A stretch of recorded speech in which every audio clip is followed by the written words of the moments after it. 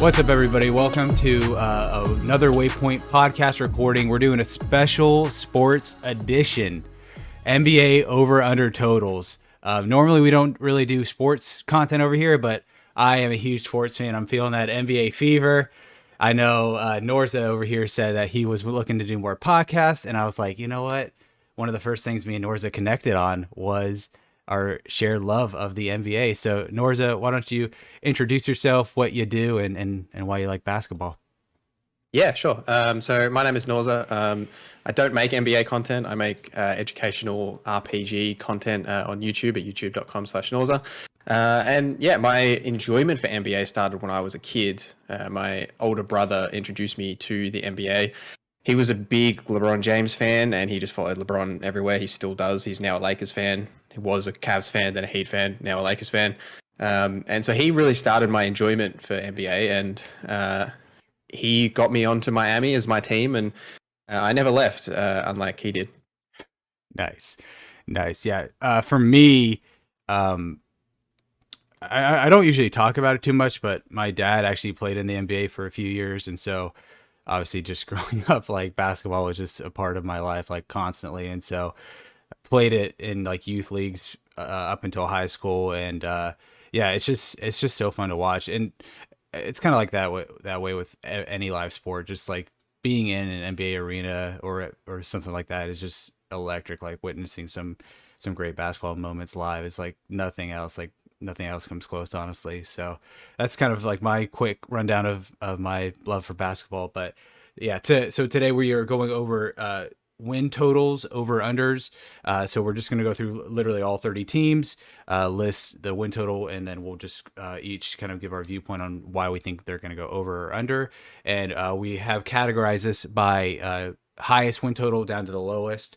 So first up, and this is VegasInsiders.com. This was posted like 6 days ago, so it's still pretty fresh. They have the Brooklyn Nets at 56.5 wins. And just to clarify, this is back up to 82 regular season games. I know the last couple of years have been a bit different with shortened seasons and things like that, but we're back to a normal 82 game season. And so last year they went 48-24. Again, that was in the 72 game season. They were ranked first in offense, 23rd in defense. Some notable offseason moves: they signed Patty Mills, they re-signed Blake Griffin, they re-signed LaMarcus Aldridge, who unretired. They signed Paul Millsap, which is insane looking at that. And then they extended Kevin Durant, and they traded Spencer Dinwiddie to Washington, the Washington Wizards. So, NorZZa, 56.5 wins. Do you think they will go over or under? I think under. I think that's really high for them. You know, they are not going to be a regular season team by any stretch of the means. And, you know, regardless of what happens with Kyrie, wouldn't expect Kevin Durant or James Harden or Blake Griffin to, you know, those three who are probably their key cogs, if you don't include Kyrie Irving, to play more than 70 games apiece. Mm-hmm. You know, there's, regardless of injuries, it's not likely that people or players of their nature are going to play all games. You know, you might hurt your toe, stub your toe on a coffee table and take 2 days off. But like, you know, they're not really interested in the regular season. They're interested in health for the playoffs, and having such a high win total for the regular season, which isn't going to matter to them in the long run, I wouldn't expect to see them so high. But what do you think? Yeah, 56. And granted, the reason why they put them at these numbers is because they know it's like that perfect medium of higher or lower. Yeah, I'm trying to imagine. So they went 48-24 last year. I'm not sure what the accelerated win total is for an 82 game season, but I would imagine it's around, 10 extra games, 8 more wins. So it's around that 48-24 win total. I think they're going to go over, even without Kyrie. I think last season, because like you said exactly, was their biggest like opponent is like the health of their players, right? Last season they missed time from pretty much every major piece, KD, Harden, and Kyrie. Obviously Kyrie is kind of a wild card with whatever is going on with him right now, so who knows what to expect with them. But last season they went 48-24, missing all of those guys due to health. They played like 8 total games together, I think, and they still went Mm. 48-24. And so I'm assuming, granted, that KD is healthy the whole year. Harden works himself into shape and is healthy the whole year, along with those additions like Paul Millsap. I think will be huge for them, and then Blake Griffin I think will continue to shine in his role on the Nets team. So I think that's why I'm going to take the over. But like you said, like I would not be surprised for them to just coast and get like a 4th seed or 5th seed and get tuned up for the playoffs. But yeah, so next up, Milwaukee Bucks. Win total is expected at 54.5. Last season, they went 46-26, which was good for 3rd in the East. And then they were 6th in offense and 10th in defense. A couple big offseason moves was they re-signed Bobby Portis for 2 years, $9 million, which is kind of crazy that they were able to get that done. They re-signed Giannis's brother. They signed George Hill for 2 years, $8 million. They signed Rodney Hood, and then they traded Sam Merrill for Grayson Allen. I'll go first this time with 54.5. I think they are going to go under, even though they've looked really good. Yeah, so we are recording this, I should say this, on October 22nd, 9 p.m. Central Time. And so the NBA has kind of already gotten to the swing of things a little bit. There's been like 2-3 games played per team, depending on the schedule. And they've already looked pretty good, especially on opening night. But I think even though Bud and they're gonna be now that they won the title last year, like they're definitely like the weight is off their shoulders. I think they know what's at stake to win a title, and so I don't think they're going to go as hard. Even though Bud kind of like played everybody more minutes. Like I think it was like 2 years ago where it was like nobody went over like 29 and a half minutes, even Giannis. And I think like I don't know. I just think they, even though they're not as health injury prone as the Nets, I still think they're just gonna be playing that angle more, especially with some of their older veterans. So I'm going under on 54.5. I expect them to win like 50-51. Interesting. I would have said over. Okay. Just because Giannis only knows one speed, Yeah. and he is a freak of nature in many ways. He does not seem to get injured. For some, I don't understand how, but doesn't seem to get injured. He'll play every game of the season at 100% speed. He won't take any time off, and they're a little bit injury strapped with Holiday and Brook being out for the game against the Heat the other day, and who knows what long term that'll look. But I fully expect them to win the East. I think that they have the highest chance, like with the least amount of question marks compared to the Nets, the other team that's probably expected to be the top team. I would expect them to be over 54. Okay. Awesome. Next up, Utah Jazz. So Utah is expected to win the over-unders at 52.5 games. Last year, they went 52-20 in that 72-game season. They were first in the West. And then offensive rating, they were third last season. And defensive rating, they were fourth last season. A couple of big offseason moves. They re-signed Mike Conley to a 3-year deal worth $68 million, including incentives. They signed Rudy Gay to a 3-year, $18 million deal. They signed Hassan Whiteside to a 1-year minimum deal. And then they did not re-sign... Man, I've never been able to get his name right. Gorgie Nang. Yes. Or Nyang. Or Ersan Ilyasova. And then I don't know how this is going to affect it, but I did think it was notable is that they do have new ownership now. And the new owner does seem to be a little more hands-on. So I'm not sure what that will, how that will affect the team. And then also, I was like, oh yeah, Dwayne Wade's a minority owner of the Utah Jazz. So, and then knowing He's already making moves, getting his son on the G League team. Right. Oh my, yeah. I didn't even think about that. So, looking at the expected win total, 52.5, NorZZa, it's the same record it's their same win total as last year, even with the shortened season. So everyone's kind of expecting them to take a step down. But what about you? What do you think? I think that's about right. I think I would expect them to be around 52. I think, regardless of the extra 10 games or whatever, Mike Conley's getting older and not getting any younger. I think having Hassan Whiteside, despite his negative effects on the court in the most regard, he's back practically a negative all the time. Rudy Gobert is a perfect comparison to him, where he can back up Rudy and they can play the exact same defense and not change anything, because just like Rudy, Hassan's going to jump at everything. He's never going to leave the paint. It's going to be exactly the same. Rudy's obviously a significantly better defender, moves his feet much better, but their defensive schemes don't have to change. They can just keep playing the same regardless of whether Rudy or Hassan's on the floor.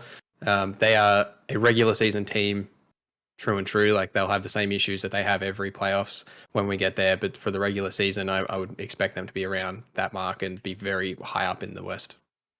Okay, that's interesting because I think I'm going to take the over. I'm not like saying they're going to win like 60 games or anything. And it's been talked about like ad nauseum, but like Rudy Gobert's defense, like in the playoffs, how it gets picked apart and exposed so well. Like, but the thing is, like, his defense is so valued in the regular season. So we're talking like regular season, right? So that's something I always have to remember of, like, looking at win totals and just kind of keeping the playoff stuff out of it, especially with like Rudy Gobert. Obviously, Mike Conley is still another year older. Man, when did he enter the league? Like 2007 or something? Like, he's been in the league quite a while. He's got to be like 30. He's got to be up there. But I think I don't think the drop off will happen this season. I think Rudy Gobert is still going to play elite defense. He might have some juice from that Olympics run. And then also, I think Donovan Mitchell is going to continue to ascend and become one of the league's top talents. So I'm going to take the over. I know it's at 52.5. I'm expecting like 53, 54. Good for one of the top seeds. What happens in the playoffs, right? Who knows what's going to happen with that? But that's what I'm looking at for the Jazz. And so next up is the Los Angeles Lakers. So last season, they went 42-30, which was good for 7th in the West. They were 24th in offense, which shocked me because, especially earlier in the season last year, they were cooking a little bit with LeBron and AD. But I was so shocked that their offense, like, averaged out was that low. And then they were first in defense, so no surprise there. I mean, ever since LeBron and Vogel got there, their defense has been pretty top notch. A couple of big offseason moves. They traded Kyle Kuzma, KCP, Kentavious Caldwell-Pope, Montrezl Harrell, and the 22nd pick to the Wizards for Russell Westbrook, which will probably be a huge part of our discussion for this team. They re-signed Talen Horton-Tucker to a 3-year, $31 million deal. They signed Kendrick Nunn, Malik Monk, Wayne Ellington, Trevor Ariza, Kent Bazemore, Rajon Rondo, Dwight Howard, DeAndre Jordan, and Carmelo Anthony, all to like 1-year minimum deals. So they kind of assembled, the old squad. But 52.5 wins, NorZZa, with the Russell Westbrook experiment and all those old vets coming to team up with LeBron. Do you think they will go over or under? Way under. This is way too high. There is no way. I would put, if I'm not a betting man, but if I would put money on that, they're going to be nowhere near this total. They have, like, the youngest player they signed is like Kendrick Nunn, and he plays zero defense. Yeah. Like, he does not play defense. I have watched him play in Miami for 2 years. He cannot get around a screen. Like, he sees a screen, he's like, oh, job done. I'm not going to move. He's barely going to see the floor. And, and most of their older vets are very similar in that they don't play defense. They're all offensive minded players. And you look at their rating from last year, they were first in defense. Like, that's going to switch. They're going to be much lower in defense, much higher in offense.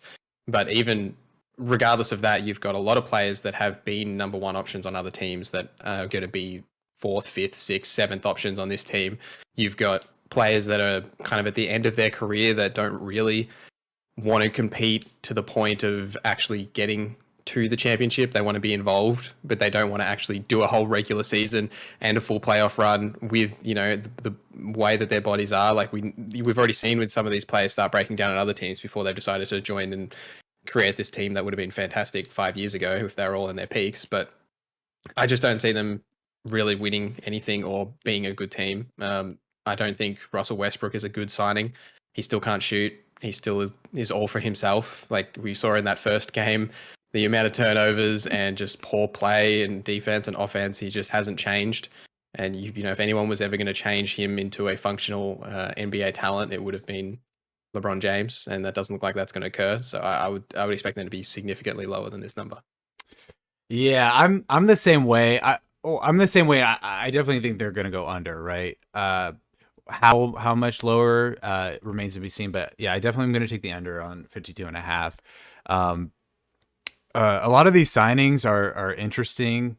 Looking at them, like, I mean, yeah, like like Dwight Howard, I think is a good signing. DeAndre Jordan, he's all right. Carmelo Anthony, like, it's just like I don't know.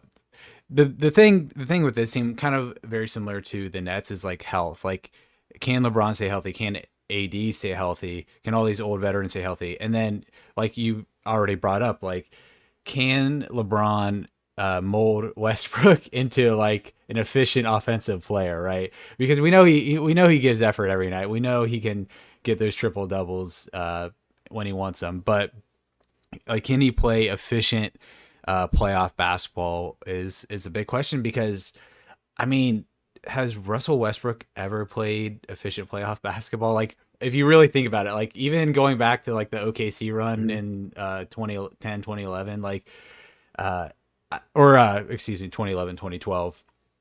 Um I don't know. Now granted, never say never with LeBron. It's a long season, who knows? But not only with that, whole molding and gelling process with all these new additions and trying to configure Westbrook into an efficient player, we also got to remember that like LeBron and AD are kind of not LeBron, but AD is injury prone, and LeBron is what 37 now. Like Yep. he's definitely at that stage in his career where he probably should take a few games off here and there just to see because their end goal is a championship. So I'm going to take the under on that. Next up, the Phoenix Suns at 51 and a half wins. Last year, they went 51 and 21, which is good for the second best record in the league, or in the West, excuse me. They were fifth in offensive rating and ninth in defensive rating. A couple of their big offseason moves was they traded Javon Carter and the 29th pick to Boston for Landry Shamet. They re-signed Chris Paul to a 4-year deal worth $120 million. But there are partial guarantees in the last two seasons, so it's not like they're like fully on the hook for that. They re-signed Cam Payne to a 3-year, $20 million deal. They signed JaVale McGee to a 1-year, $5 million deal. And then they did not offer DeAndre Ayton the max deal yet. And so I just wrote that in there just because, that could play a role in the team chemistry and how he performs for good or ill, right? It could be a boost to get him to try to earn that deal. So at 51 and a half, NorZZa, do you think they're going over or under? I think they'll be about that. Like I would expect them to be a high win team, but not a ridiculously high win team because of how important Chris Paul is to everything that they do. I would expect Aiden to take a leap, Booker to take a leap, but I would expect them to be about that. Maybe slightly over, but it wouldn't surprise me if they finish right on 51. Yeah, this one was one of the toughest ones that I was looking at because out of all of them, because it really is like, do I see them like going like 48 or something? I'm like, I don't know. Like, I feel like they're way too talented for that. Granted, like, Chris Paul just completely drops off, but I don't think that's going to happen yet. I'm, you know what? I'm going to take the under. I'm going to take the slight under. I'm expecting them to win like 50 wins. So very, very slight under. Only because and we'll get into it later, but I'm expecting some other teams to take bigger leaps here. I think not that they peaked last year with getting the second in the West, but I just think last year was a perfect storm for them in a couple ways. So I'm going to take the slight under, although I do think they're going to be amazing, and I love watching Devin Booker play. He's incredible. Next up, we got the Philadelphia 76ers at 50.5 wins. Last season, they went 49-23, which was good for first in the East. They were 13th in offensive rating, and they were second in defensive rating. A couple big offseason moves. They re-signed Danny Green to a 2-year, $20 million deal. They signed, how do you say his name again? NorZZa, if you want to. Georges Niang. They signed him. I don't even know if that's right. I think that's right, though. I tried looking up Google's pronunciation, but like the robotic voice sounded so off. Yep. I was like, I'm not going with that, Google. I'm sorry. They signed him to a 2-year, $7 million deal. And then in this doc I just wrote Ben Simmons in all caps because that's all you need. Well, because literally Daryl Morey just had a quote like today or yesterday where he's like, this thing could go on for 4 years if we wanted to. Like, so we have no idea. You could get traded tomorrow. You could get traded in 2023. We don't know. But that is obviously going to have a huge role on the team if he comes back and plays a significant role, and then gets traded. If he doesn't at all, or if he comes back and he's awful, like there's just so many variables to the Ben Simmons factor for the team. So kind of leaving that all on the table, NorZZa, 50.5 wins. Do you expect the 76ers to go over or under? I think they'll be under. I think the Ben Simmons thing is such a question mark. And I think if he's on the court, he's a negative anyway. And I think if he's off the court, but still with the team, he's also a negative because that's going to be playing on the players' minds with whatever is happening, especially if there's half in, half out scenario that he's in at the moment where they made him turn up to training camp and then banned him from training camp. Like, they're going to have to figure out what they're going to do with him. If they're going to try and implement him into the team, it's probably going to not end up well, and you're just going to be going around in circles. And if they do trade him, they're not going to get a quality player back, I would expect. You might get a serviceable wing or, a guard, depending on what they're looking for, but they're not going to get whoever they've been trying to get throughout this offseason of some kind of a star. That's not coming. It's not going to happen. And people have seen what's happening here, and I don't think that's going to come back. I would expect them to be close to this 50 mark, but probably a little bit less. My guess is they're going to finish, maybe 4th, 5th, somewhere in the East. They're still going to be a pretty high up their team, but all these issues that they're going to have is going to really play on the team, I think. So you're expecting the Sixers to cave and just steal him for whatever scraps they can get. Yeah. Yeah. I mean, they can't. Dale Morey might have a bigger stomach than me, but you can't have him just sit there with all of that money and do nothing with him and just have this media circus for the entire season. Philadelphia love media circuses. Maybe they will, but it's not going to stop. It's going to be constant. And if he's in and out and banned and then back and then come to training camp, like whatever it's going to be, it's just going to be chaos. Yeah, I was looking at some NBA chatter around the league and a couple like preview stuff, and I don't think it would ever happen, but someone was like, and we'll get into it later when we get to the team, but like, God forbid the Trailblazers just start off horrible, right? And Dame is like just livid, and there were some rumors with that, but like that trade, like that could potentially happen. I don't think it will, but like something like that where another star player just kind of goes nuclear as well, and it's just whatever, like that the other team just thinks like that's the best they could get versus whatever scrap. So for me, I'm gonna go under 2. I expect them to win like 46 to 48 games, because like looking at an 82 game season, right? Like there's been a few elite teams that hit like above 60, right? So since this is at 50 and that's like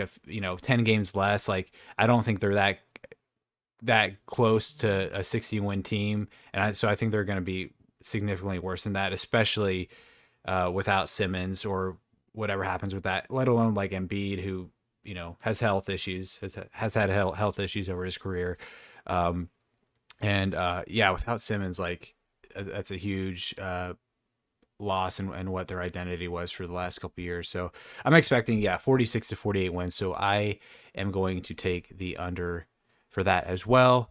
Next up, we have the Dallas Mavericks at 48.5 wins. Last season they were 42-30, which was good for 5th in the West, 9th in offensive rating, 20th in defensive rating. A couple of things that happened in the offseason. And again, this team kind of had a crazy offseason in a certain way. They fired their team president, who was like their team president for like 24 years, like insanely amount of time. And they hired Nico Harrison, who was like, was he a Nike executive? I think he was. Something like that. Yeah, not a basketball guy, but a part of like part of that. They parted ways with their head coach Rick Carlisle, and they hired Jason Kidd. And then there was I can't remember his name, Bob Voulgaris, who was like this like analytics dude that was kind of in the shadows, and there was all this like backroom politics with him and the owner and other Luka and players and other upper management. So a lot of turmoil in the background with the Mavericks. They re-signed Tim Hardaway for 4 years, $77 million, which he's a nice player, and I think he fits well on that team. They re-signed Boban Marjanovic for 2 years, $7 million. They signed Reggie Bullock, 3 years, $30 million. And then they extended Luka Doncic for 5 years, $207 million with the Supermax fifth-year player option, since he made first-team All-NBA like 3 times or whatever, because he's an insane player. So at 48.5, man, this is tough. I want to go over. I'm just so afraid of the Jason Kidd factor. That's the biggest one. That like when they had all that backroom politics turmoil, and their new team president Nico Harrison came in and was like, "We're gonna hire Jason Kidd." I was like, "Really? Like that's the move you think is gonna get the team back on track?" Man, so last season they went 42-30, which is good for fifth. I still think they're going to be a playoff team just because Luka is such a transformative player. Man, I'm going under.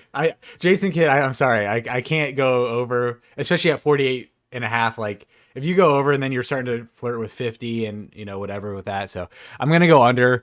But I still expect them to make the playoffs. NorZZa, what do you think about the Dallas Mavericks and 48.5 for the win total? Yeah, I don't have much more to say because I agree completely. I think if they didn't hire that particular coach, I would have probably said over, because Luka's just getting better and better.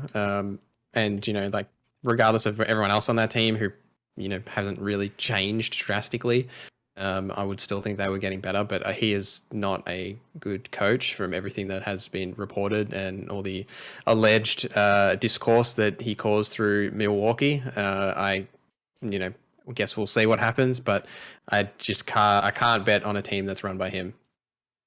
Yeah, I mean, going back to the Jason Kidd factor, I feel like the Nets and the Bucks got better after he got fired from both teams. Was it the Nets where he did the drink thing where he was like holding the drink? That was the Nets. Okay, yeah. If you're kind of pulling those moves as a coach, like it's just tough for me to get behind you. And then, of course, there's other factors too, like Porzingis. Like, can he stay healthy? Can he not only stay healthy, but also get better as a player? Because especially last season, like Luka was so gassed at the end of each game when they probably should have beaten the Clippers regardless. But I mean, Kawhi was a masterclass and taking over those games. But like Luka really did not have any help besides maybe Tim Hardaway, hitting a couple of shots. But like Porzingis really did nothing for them. And so granted, if he gets healthy, he plays better, or they trade him for somebody else. Like that's the only way I could see them getting better. And also, yeah, they just need more shooters. Cause I mean, Luka, he can do so much on his own, but if they just can surround him with better talent, then obviously they'll get way better. Next up is the Golden State Warriors, which since we're already recording this a couple games into the season, the Warriors have looked pretty good already. Their win total is expected at 48.5 wins. Last season, they went 39-33, which is good for 8th in the West, 20th in offensive rating, 5th in defense. Couple big offseason moves. They signed Nemanja. I don't know how to say it. I know Belica. Nemanja Bjelica. Oh, He was on the Bjelica. Heat last season. Yep. Right. For a 1-year minimum deal, they signed Otto Porter Jr. for a 1-year minimum deal. They signed Andre Iguodala again for a 1-year minimum deal. They drafted Jonathan Kuminga and Moses Moody because they had a couple high draft picks. And then I just wrote down like their tax bill is insane. Like it's going to be $180 million dollar tax bill. That's not even like the actual money they're paying for the roster. That's just the tax bill, yeah. which is I think the highest. Like that's more than any other like regular roster in the league. It Like is. they're still paying for the KD days a little bit. And then also I wrote just like the Klay Thompson factor. If whenever he's expected back, if he can come back and immediately become the player that we know who can literally score 60 points in 3/4 against Indiana Pacers team that was reeling. Oh man, it was watching that game. I was like, oh man, this sucks, but man, this guy's like, having an all-time game right now. So it was like, Yeah. it was very conflicting emotions. So at 48.5, NorZZa, do you think they will go over or under that total? I think over. I think even if Clay comes back and he's 80% of what he was, like that's just going to bolster their numbers already. James Wiseman's probably going to see some growth. Jonathan Kuminga looked good in the summer league. He's probably not going to play heaps anyway because they've got a lot of wings and kind of those big power forward players anyway, especially with what their other signings with Otto and Andre and Bielitsa, who are all going to play well. And Jordan Poole looks like he's made a decent leap. Andrew Wiggins is a serviceable player when you don't ask him to do anything. I think that they're going to be fine. I think that they'll be above that number. And Steph's going to be Steph. If he commits to actually playing, which it looks like he still can, and actually just performing. Right, last season didn't really matter that much. Season before, same. If he actually plays the way that he can play, I would fully expect them to be above that. Yeah, like you mentioned, like Steph so far in the 2 or 3 games they've played has been lights out already, and we already know what he can do. So he's the best shooter of all time. One thing I want to bring up too was the Draymond factor. There was some interview or podcast I was listening to the other day, and he was quoted just in the sense of like last season a little bit and the season before that, like his just effort wasn't there as much as he could have been performing, just because for the players it's very different, but outside looking in as fans of the sport, everybody knew like, okay, like with all these injuries, with KD leaving, all this stuff, like, okay, they're just not going to be title contenders. And and obviously this interview that I was listening to kind of reflected that, with Draymond himself saying that the effort just wasn't there. But so far, I feel like he could be a difference maker again. I honestly expect him to contend for Defensive Player of the Year again this year. So I think, barring all those factors kind of all rolling into like a positive push for the team, I do expect them to go over 48 wins. I expect them to hit honestly 52, 53. So I'm going to take the over on that. Barring like Clay coming back and just totally looking like his old self again. Which I just hope on a personal level, because he's suffered so many setbacks, and he's such a fun player to watch, and he seems like such a cool guy. So would hope for him to make a awesome return, and hope they kill it. Next up, we have the Miami Heat, NorZZa. So 48.5 wins is their expected win total. Last year they went 40-32, which is good for 6th in the East. They were 18th in offensive rating, 7th in defensive rating. Couple big offseason moves. They traded Goran Dragic and Precious Achiuwa to Toronto for Kyle Lowry, which they then signed to a 3-year, $85 million deal in this whole sign and trade. They re-signed Duncan Robinson to a 5-year, $90 million deal. They extended Jimmy Butler 4 years, $186 million. They signed PJ Tucker for 2 years, $14 million. They signed Markieff Morris. They re-signed Victor Oladipo. They re-signed Dwayne Dedmon, and they re-signed Udonis Haslem. So NorZZa, as best as you can, do you think they are going to go over or under in an objective way? What do you think, man? Well, look, it may sound biased, but I think they're going to go over. And I think they're probably going to be around the 50-win mark, in my opinion. Yeah. Because they are going to be significantly improved. They have not... A Miami-led team hasn't had a legitimate point guard, a playmaking point guard, in years. Yeah. Like a very long time, even before Goran, Mario Chalmers during the big three era. Like it's been a very long time, and now with Bam and Jimmy both not being shooters, and now they're not going to have the ball in their hands all of the time. Bam looks so much improved as well offensively. He's going to take a big leap. I think everyone's going to take a leap just having a playmaking point guard, Duncan Robinson. Just the effect of having someone like that on the team to take some of that load off them, and they're going to improve in the margins as well. With PJ Tucker, we've actually got a legitimate power forward now, which we didn't have last season. There was just a void left from Jay Crowder. You've got Markieff Morris, who doesn't look great, but if he can just soak up 10, 15 minutes, I think it'll be fine. And Victor Oladipo coming back as well. That's a bonus. Which we don't know when that will be. That's just a bonus. Exactly. Like I think he'll be a huge resurgence for the team when he does come back. Another defensive guard that can also play make and drive to the rim, kick it out. Tyler Hero looks fantastic. He's probably going to be sixth man of the year if he keeps this up with the way that he's been playing. There's still also like Pat Riley's teams are never done.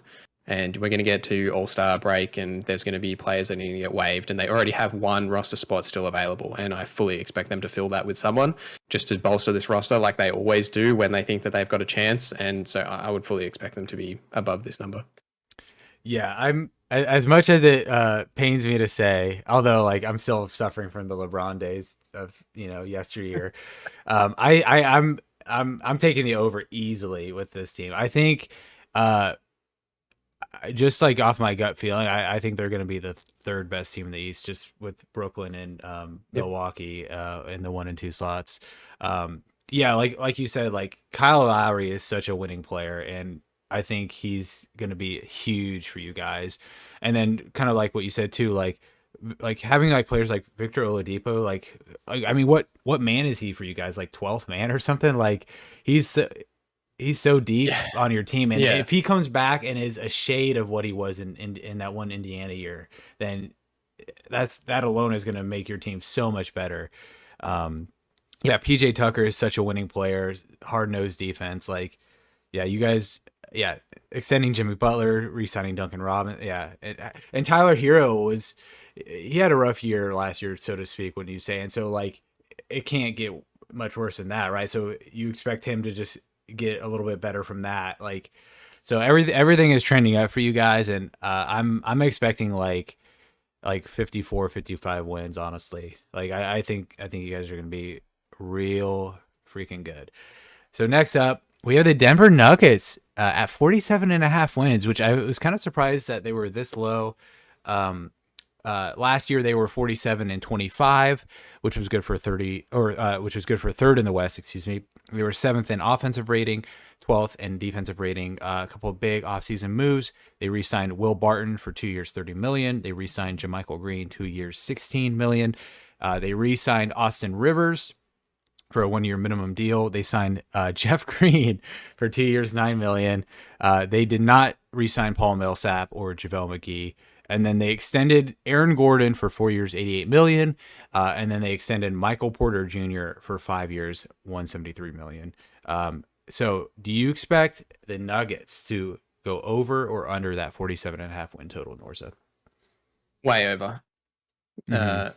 Jokic was the MVP last season, even without Jamal Murray, and he's not going to get any worse. They have such good players around him, regardless of whether Jamal Murray comes back or not, which he will come back. And Michael Porter Jr. has figured out that you can actually pass the ball, which is going to make such a difference just to their overall flow of the offense. Like, he's already averaging more assists than he's probably averaged in the last 2 seasons. He's going to get better. He's so long and athletic. Like, Aaron Gordon's just a good role player who's going to fill a void for them at the power forward. JaMychal Green, same again. Like, Jamal Murray will come back, and they're just going to keep getting better and better. Like, I would expect them to be one of the best teams in the West, significantly above that number. Yeah, like kind of like what you said. Like, I mean, Jokic, like MVP caliber player. They've always felt the last couple of playoff runs, like they've always felt just off the mark, just slightly in terms of like winning that series or winning like certain games, and so like. I just feel like they're primed for another great year. And just looking at the West landscape, like, I mean, like we talked about the Lakers, like who knows what's going on with that? Like the Trailblazers, the Clippers are injured. Like there's so many like the East is clearly the top heavy team, the conference. So, yeah, I think they're primed for a finals run. Honestly, like you said, Michael Porter Jr. He's already such a great player, and I think he's only going to get better.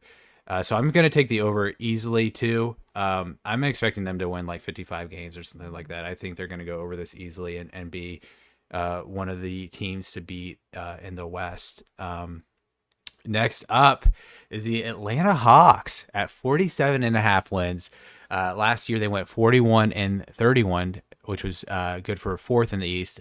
Actually, I think they were tied with the Knicks. It was like this weird tiebreaker, I think. They were 8th in offensive rating and 21st in defensive rating. A couple of big offseason additions / changes.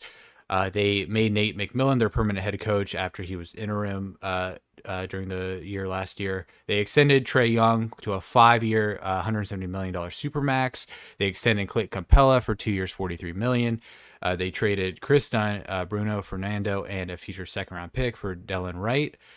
They re-signed Solomon Hill, 1 year minimum. They re-signed Lou Williams, 1 year, $5 million. They re-signed John Collins, 5 years, $125 million. And then they re-signed Kevin Huerter for 4 years, $65 million.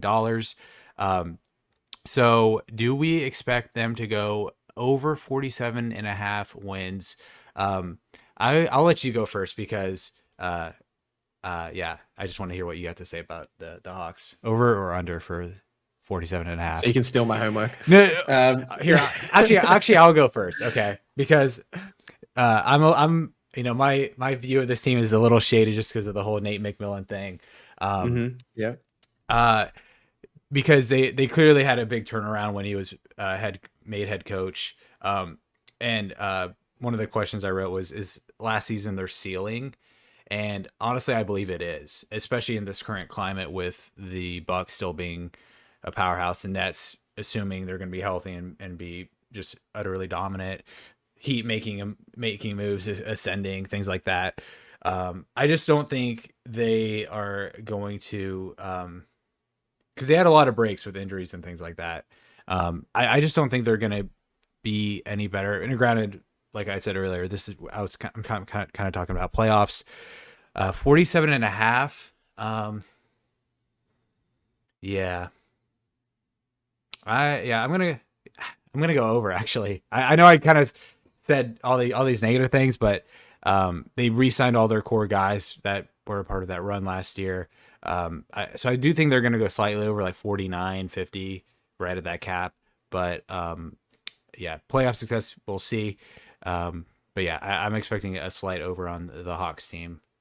And if you make a rule and it's kind of aimed at a certain player, especially like with Trae Young and the 3-point backslide hustle 3-point shot stuff, like I mean it means that you kind of made it, right? So I think they're going to carry some of that juice from that playoff run into this season a little bit. What do you think, NorZZa?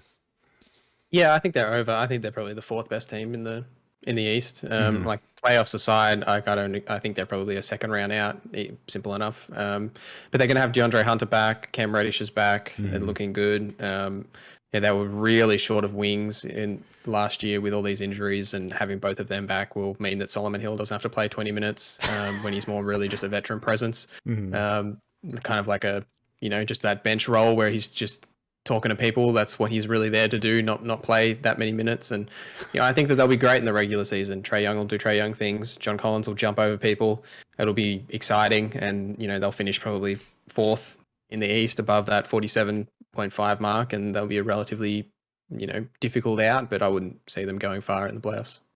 Yeah, and I mentioned it a little bit earlier too, but Clint Capella was huge for them last year, especially with rebounding. Like, he definitely was a huge integral part to that team. And yeah, I mean, they're a more solid team this year.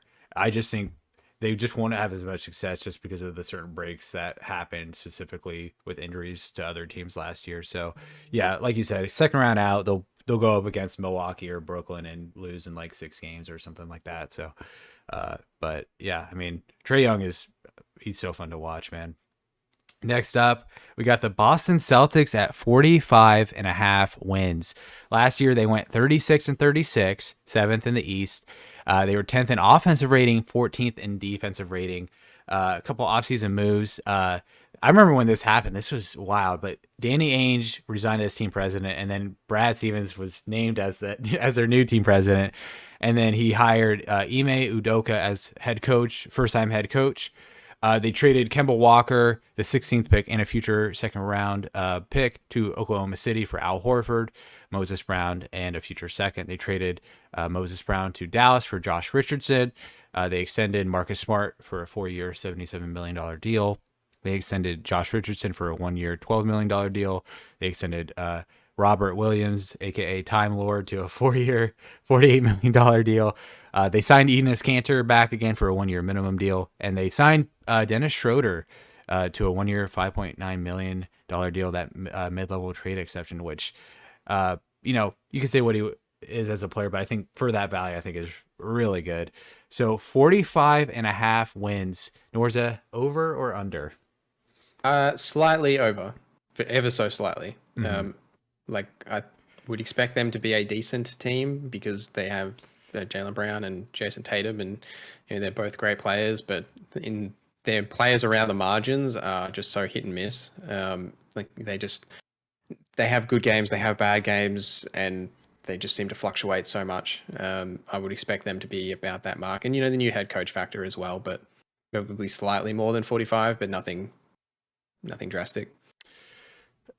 Yeah, this is tough because last year they definitely underachieved.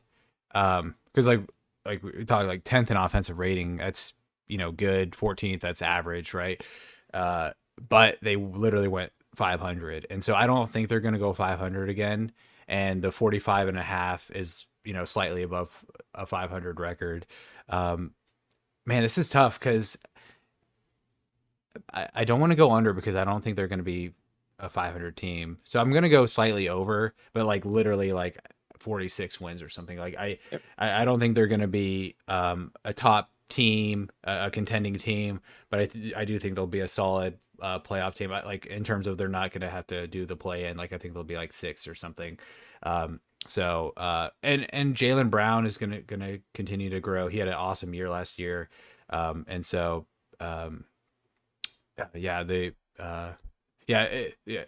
head coach thing is such a question mark though, just because he's a first year head coach, and like with every kind of coach hiring, it's like, oh yeah, all these guys are saying good things about him, like he's such an awesome dude, but you just never know like what that means in terms of translating to actual wins. So yeah, slight over for me as well. Next up is the Los Angeles Clippers at 45.5 as well. Last year they went 47-25. 4th in the West. They were 4th in offensive rating, 8th in defensive rating. A couple of big offseason moves / just revelations. First up, I wrote Leonard's going to miss like most of the season, if not all. So that's going to be huge in terms of the team success. But they did re-sign Kawhi to a 4-year, $176 million deal. They re-signed Reggie Jackson, which is huge because he was awesome for them last year in the playoffs. They re-signed Nick Batum. They signed Justice Winslow. They traded Patrick Beverley, Rajon Rondo, and Daniel Otoru for Eric Bledsoe. So a little homecoming reunion there for Eric Bledsoe. So at 45.5 wins, NorZZa, what are you thinking, man? Over or under?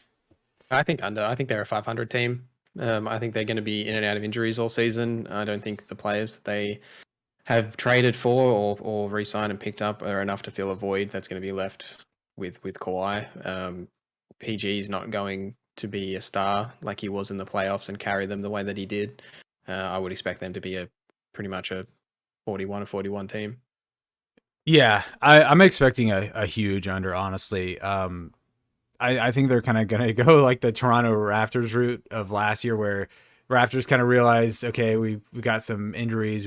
They had COVID outbreaks and things like that. They just realized that year wasn't their year to compete. And so they kind of just, wave the season a little bit. And I don't think initially they're going to waive the season just because, the team is kind of compete to win now, and especially with their owner, Ballmer doesn't want to just intentionally lose or tank.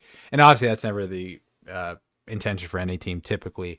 I just think they're going to realize probably come December or so when they're like 10 games under 500 or something, and they're like, okay, like we're clearly not going to, make any damage in the playoffs, if let alone we even make them with Kawhi's health and him coming back, if at all. Like, because that's the thing, right? Is like if he came back, it would have been like expected timetable for return would be like in the first round or something. So Yeah. it's just not in the cards, I think, for them this year, unfortunately.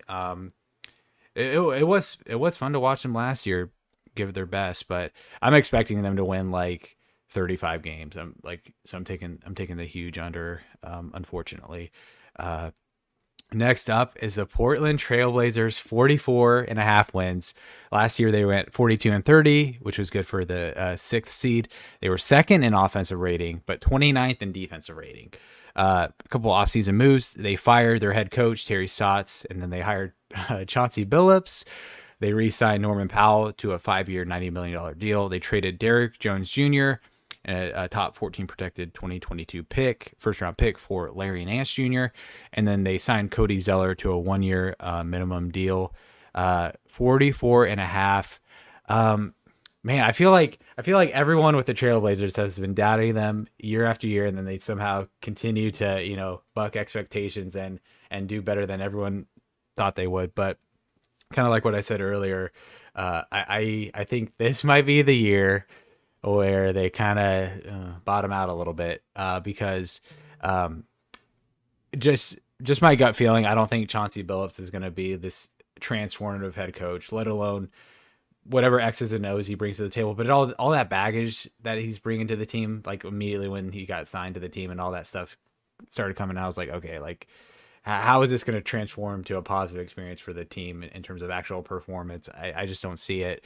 And so I think they're not going to do so hot. And I don't know, I'm kind of expecting a Damian Lillard trade, man. I'm kind of expecting it, honestly, because there were the rumors in the offseason, and I think those just aren't going to go away, especially when they're not lighting the world on fire in the regular season. So I'm going to take the under as well for the Portland Trailblazers.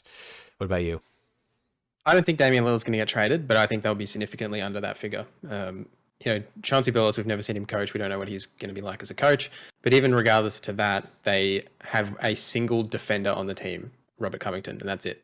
They have 0 defenders because Damian Lillard's not a defender. CJ McCollum's not a defender. They had Gary Trent Jr., who was their starting small forward, who they traded to the Toronto Raptors for Norman Powell, who is a smaller and poorer defender than Gary Trent Jr.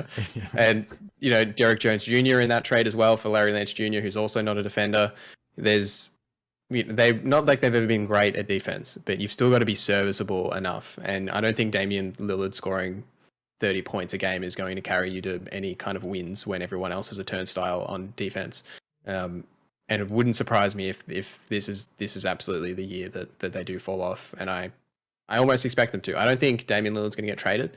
I think he'll be still there at the end of the season, but I think that they're definitely going to fall off this year. Yeah, because like I just brought up at the beginning, they were second in offense last year and 29th in defense. And literally what you just said, like, we don't expect their defense to dramatically improve based off of the roster alone, unless Chauncey Billups is some defensive mastermind that we don't know about. And then kind of like what you said too, like, or what I said earlier, is they were second in offense, and just based off of the roster changes, based off the coaching, like, do we expect them to keep that second offensive rating pace, right? Like that would be tough. Like, so I'm expecting a slight decline in offense, but keeping that, defensive prowess at 29th in the league, about the same, if not close to that. So I think they're going to go under too. Next up is the Indiana Pacers at 42.5 wins. Last year they went 34-38, which was good for a 9th in the East. They were 14th in offense, 13th in defense. A couple offseason changes. They fired their head coach, Nate Bjorkgren, and then they hired Rick Carlisle, another homecoming there. They drafted Chris Duarte, who so far has looked awesome. Like I've been really impressed with him. And then they got Isaiah Jackson in a trade as well in the second round. And then they re-signed TJ McConnell for 4 years, $34 million. And then they signed Torrey Craig to a 2-year, $10 million deal. So I'll let you take the lead on this one, and then I'll jump in after you. 42.5. What do you think? I would say slightly above, but very small. Like I wouldn't. I think they're better than a 500 team, which is more or less what this figure is at. But I don't think they're that much better. They haven't really improved that much. Their only major improvement is Rick Carlisle. Wasn't really too much aware of what Nate's coaching style was like, but Rick Carlisle is a good coach, despite what it seemed like happened in Dallas. He is still a great coach. You don't survive 11 years with one team if you're not. Um, so yeah, I would expect them to be slightly better, and I think that they need to figure out what's happening with Domantas Sabonis and Miles Turner. I think that they either need to pick one and move on. But other than that, I think they'll be slightly better than this figure. Yeah. So to go off the coaching thing, last year it was a disaster with the coach. Like, I don't know if you like read anything about what was going on, but like he's just seemed like a huge jerk to everybody, like alienating players, alienating admin staff, and all that. And then not only that, but he just wasn't a good coach to boot. So like it was just a complete failure. Like there was this Sacramento Kings game last year where like one of the backup Pacers centers was like attacking a Pacers assistant coach like during a timeout. It was just insane. And so I think that alone, I think there'll be an improvement with Rick Carlisle. I mean, literally they were 34-38 last year, and that was like a nightmare season. And so there were so many games I remember watching last year where it was like, oh yeah, like with Nate McMillan or Vogel, like these would be games that we just wouldn't lose. So translating to 42.5, I'm I mean what, like 72 to 82, so 10 game bump, and then this is what a 8 game bump. So around there, I expect them to go slightly over, but not too much. I mean, kind of like what you talked about the roster, like the last couple of years with Nate McMillan, they've been around that 42, 44, 45, like slightly above 500 kind of record. And I expect that to continue with Rick Carlisle back into form. The big thing for the Pacers is the health of the players. Like I feel like we've had a major injury to a key player every year. And so hopefully TJ Warren will come back and return to his bubble self, hopefully. Karis LeVert, he hurt his back, and when he played last year, he was awesome. And so hopefully, health willing, that would, because we've really never had like a completely healthy team the last couple of years. And so barring any major health injury, they're all good to go. And I think they could go over 42.5 wins. So I'm going to take the over on that. Kind of like we talked about with Miles Turner and Sabonis. That's such a tough problem to have because Sabonis is a better all-around player, right? But what Miles Turner does is so unique in terms of shot blocking and defense. It's just tough to choose. And they've rolled with it the last couple of years, and they've had some success. Some not so much. So yeah, it'll be interesting in terms of contracts and things like that of when they will actually trade one of them if they feel like they have to. Because it's one of the things, like, you don't want to make a move just to make a move, because what the team looks like now, but then you think it's going to get better, and it actually might get worse. So that's tough. But I expect them to be like 44 wins, slight over for the Pacers. Next up is the Chicago Bulls, also at 42.5. Last year, they went 31-41, 11th in the East, 19th in offensive rating, 11th in defensive rating.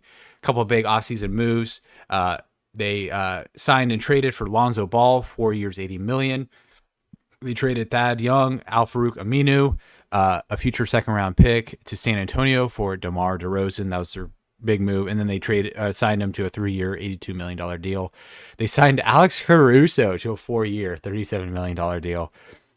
And then they traded Lauri Markkanen to the Cavs in like a 3-team deal. And then they signed Stanley Johnson, a.k.a. the LeBron stopper, to a 1-year minimum dollar deal. And then I wrote this, even though this wasn't last year's offseason, it still, I feel like, is important to mention that they did trade for Vucevic, which, didn't pan out last year because they were trying to make a playoff push. But, he's still a really great player, competent player. So hopefully this year he just takes it up a notch. But at 42.5, NorZZa, what are you thinking? Over or under? Firstly, you left my boy Derek Jones Jr. off that list. Oh, I'm sorry. I'm sorry. Ex Miami Heat player, but he is now with the Bulls as part of that trade with the Portland Trailblazers. But I think that 42.5 is about what they will be. I don't think they're going to be drastically over or under that. I think that's pretty much accurate. I think they're going to be better than last year, significantly better than last year, and they were terrible last year, 11th overall, and offense, defense, none of it was good. They've improved their starting lineup. They've improved their bench with DJJ and Alex Caruso. Lauri Markkanen is okay, but it's going to be interesting. I think. I think there's a lot of high expectations around what this team is going to be, and I don't think they're going to be anything special, but they're not going to be terrible. Is what I would expect. Yeah. This team was one of the teams that like I just had the hardest in terms of pegging down of what they'll actually look like, because last year they were so mediocre even after trading for Vucevic. But like, because Zach LaVine had an awesome year last year, it didn't matter. Like they still weren't winning and things like that. And he had an awesome Olympics too. Yeah, I just don't know if DeMar DeRozan is that player to move the needle. He's a good player, right? Like, I'm not saying he's a bad player. I'm just saying what he's coming in to replace, is it going to be the difference to transform them from 11th in the East to, potentially a play-in team or a high, when I say high, like a low playoff seed, right? Like 7 or 8 or something like that. Like, is that going to be the difference maker? And I'm not entirely sure. Like, I don't know. I think 42.5 is, 31 and 41 is good for 11th in the East. So prorating that to an 82 game season, that's their win total for this year is slightly higher than their record last year. So I think Vegas is expecting them to finish like 10th or 9th, honestly. So yeah, I guess I'm going to go under, but I still expect them to make the play-in tournament. I think they'll win like 40 games. But they'll be like the 10th seed or 9th seed and compete for the play-in spot. Yeah, I just think DeMar DeRozan, he's not what he does, because defense wasn't the problem for them last year. They're 11th. And I just think offensively, like, he's not the type of player that's just going to dramatically increase their capability, especially to make the playoffs. Next up is the Memphis Grizzlies, who last year went 38 and 34. They were 15th in offensive rating, 6th in defense, and they had that nice little play-in tournament win. A couple big offseason moves was they got Steven Adams in a trade. They traded Bledsoe to the Clippers for Patrick Beverley, Rajon Rondo, and Daniel Otoru, which then they got moved on.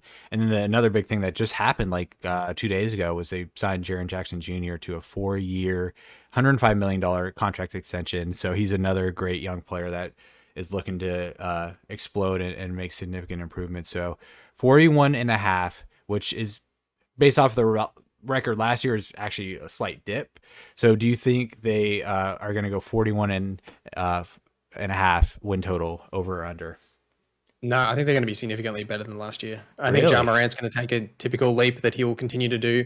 Having Jaron Jackson Jr. actually back and playing in the regular season, where I think he came back right at the very end of last season, will get them some great wins, because he's just such a versatile player. I would expect him to keep improving. You wouldn't sign him to such a large extension if they weren't expecting him to improve. The Steven Adams deal was a bit odd. I think Jonas Valanciunas is a better player than Steven Adams, and then they traded away everyone they got other than Steven Adams, so I don't know why you wanted him. But regardless of that, and Desmond Bain an improvement, I think they're going to be better than a 41 win team. Okay. Yeah, this is tough, because 38 and 34 prorated would be like 46 wins. Yeah, it's just tough with how much better some of the other West teams got, even though it's not top heavy. Like, yeah, 42. Yeah, I'm gonna go over. I'm expecting Jaron Jackson Jr. to take another leap, like you said, with Morant, take another leap. I just think that they've slowly been building a team that is looking to gel together. Like, and they're all kind of on the same table for the most part with their players.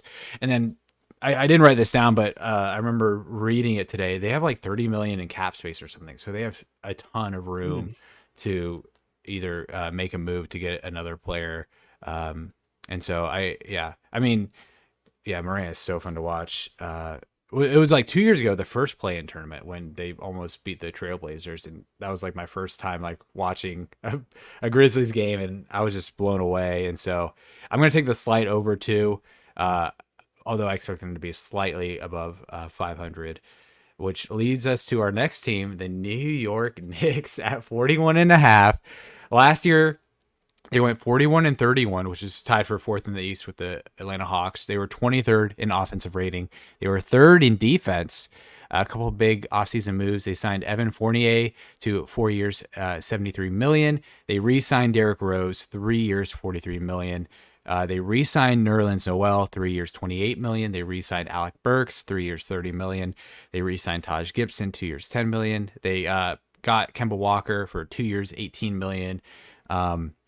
They did not re-sign Reggie Bullock, Elfrid Payton, or Frankie Smokes. And then I don't even know how to say his actual name, Ntilikina. And then they extended Julius Randle 4 years, $106 million.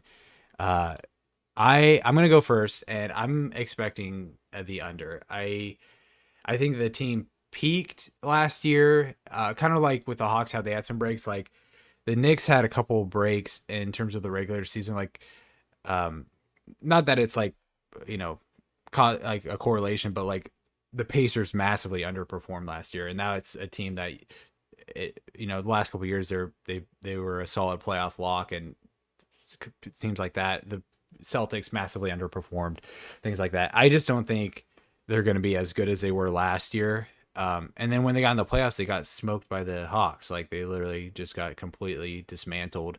I just don't think they're a good team. I think Julius Randle peaked, honestly, even though he had an awesome year last year. It was fun to watch. And I don't know, it felt weird that the Knicks were good last year for once. And so I just don't see it continuing. They re-signed all their guys that led to this, kind of above average record. And I just don't think, all of it's going to continue unless, some of their young guys could continue to develop, I suppose, but I don't know, just based off of their coach. I don't know. I'm taking that slight under. What about you, NorZZa? I think the number is almost correct. I think slide under would make sense. I would expect them to be about like 7th or 8th in the East. And I like saying they peaked, I would agree with. I don't think their defense is going to be as good this year, and that's all Tom Thibodeau knows how to coach. Evan Fournier is not a defender, neither is Kemba Walker. They lost Elfrid Payton and Reggie Bullock, who are both defenders and were in their starting lineup. So how that's going to change is going to be interesting. And there's going to be a lot of your turn, my turn with Kemba and Julius Randle, and I don't think that's going to work out to translate into wins. So I would agree. Yeah, Kemba Walker, coming back to New York is obviously a nice story. I just wonder about his health. The last couple of years in the Celtics, he kind of took a pretty dramatic drop off, and because the first year he made the All-Star team with the Celtics, and then after that it just was not the same. And so I just don't see a world where he just immediately goes back to his old self, especially how old is he, like 32 now or something? He's starting to get to that age as well where the small guards just start to lose that athletic step that makes them elite. And Derrick Rose, another fun success story last year. I just think that 3 year $43 million is a little bit of an overpay for that, even though it's fun to root for him and see him succeed. I just wonder if he peaked in his role there, especially with Kemba coming in and taking more of the ball as a starter, obviously. Next up is the New Orleans Pelicans at 39.5 wins. Last year, they went 31-41, good for 11th in the West. They were 12th in offensive rating, 22nd in defensive rating. Couple offseason moves. They fired their head coach, Stan Van Gundy. They hired Willie Green. They traded Steven Adams, Eric Bledsoe, future first, 10th and 40th picks to Memphis for the 17th and 53rd picks, and Jonas Valanciunas. They signed and traded Lonzo Ball to Chicago for Thomas Satoransky, Garrett Temple, and a future second-round pick, and they re-signed Josh Hart. And then a couple of things that I just listed at the bottom was Zion's fitness. He kind of came in to media day he looked just a little heavier than he did last year. And then he had foot surgery, and he's going to miss, I don't even know if they've actually said how much time he's going to miss, but he's going to miss beginning part of the season, to what extent. And he's clearly their best player. So 39.5, are you taking the over or the under, NorZZa, for the Pelicans? Before we even get into that, I can just say that pretty much every team from this point onwards are terrible, and yes, everything should just be under. Yeah, the Knicks are like, they might be good. Like, I wouldn't be surprised if they're like another like competent playoff team, but they could be bad. But yeah, from here on, we're starting to get into the dregs a little bit, where it's not so it almost doesn't matter, because the teams aren't going to go anywhere anyway. But we have to remember, and I got to remember this too, is like, just because these teams are bad doesn't mean they're all going to go under, right? They might. No, true. They might still be bad, but they might exceed what these win totals are going to be. So 39.5, NorZZa, what are you thinking, man? I think less than that. I would say under. I don't think that they have a team that is comparable in any regard. We've already heard reports about Zion's health and him putting on even more weight. I can't see them winning anything. New coach who hasn't coached before, players that don't really have any real goals to do anything other than develop themselves, which doesn't really usually translate into wins. And I just can't see them doing anything really. Yeah, it seems like their supporting cast got worse compared to last year. And last year they were pretty mediocre, even though they were like, they were man, I can't remember last year's standings, but they were like in reach of the play-in tournament, and they just completely cratered regardless, even though they could have played for that. There's already rumors about Zion wanting to get out, and he's been on the team for like 2 years. Like, that's just not a good sign, clearly. Their supporting cast got worse, in my opinion. Zion himself isn't completely fit, and he's going to be out for 10, 15 games or something like that, potentially. And I mean, the only positive sign I could see for this team is like Brandon Ingram just taking another step and ascending to becoming an even greater player, because he's already kind of like a quasi all-star in some respects, where he's averaging like 24 points a game or whatever like that, and playing good defense, things like that. So, but I mean, that's like literally the only positive thing, and that's like an if. It's just, I don't know, like I just, looking at that win total at 39.5, like that's like almost 500. And last year they were nowhere near that, and they got worse. I think honestly, this team is going to be around that 30 win mark again. Like, with the extra 10 games, like I think they're going to be pretty awful. And I don't even know if I didn't write this down, but like ownership, like the owners might be looking to sell a team, and so that's just never like a positive. That's never going to be a positive force for the team in terms of how they're performing. So I think they're definitely going to go under. Next up is the Charlotte Hornets, 38.5 wins. Last year they went 33-39, which is good for 10th in the East. They were 22nd in offensive rating. They were 18th in defensive rating. A couple big offseason moves. They signed Kelly Oubre to a 2-year, $25 million deal. They signed Ish Smith to a 2-year, $9 million deal. They did not choose to re-sign Cody Zeller, Bismack Biyombo, or Malik Monk, or Brad Wanamaker. And they signed Terry Rozier to a 4-year, $96 million extension. So at 38.5, NorZZa, are you taking the over or the under?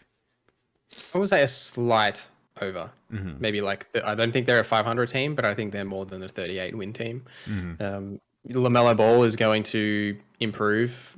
Gordon Hayward's still a good player. Like, I would expect them to be, of these teams that we're talking about that are going to be not really competing for anything except a draft pick, they're probably one of the top teams in that bracket, that I would say, just because of how good LaMelo is and Gordon Hayward being what he is, and they've got some good young players that can kind of fit around them. But overall, I wouldn't expect them to win anything at all. Yeah, looking at 38.5, and I got to witness this on opening night, but yeah, LaMelo Ball is like, like he was amazing. Like I was, like I knew he was decent last year, but I feel like, I mean, it's still early, but he clearly looks primed to take the next step and being a franchise player. Yeah, Gordon Hayward is a solid player. I think when healthy, he can be kind of that quasi all-star kind of performer. Last year when he was healthy, they were I can't remember their record, but they were like I think slightly above 500, and so you assume you get more of that's just going to either kind of stay that same vibe, or it's going to, he's going to impact winning even more on another level.